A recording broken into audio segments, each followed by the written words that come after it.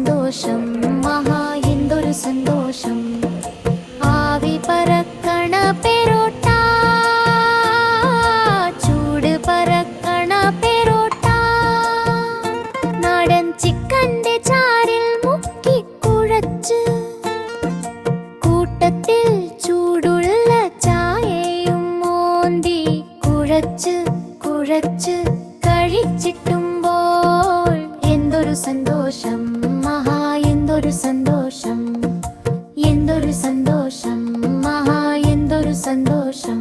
സന്തോഷം.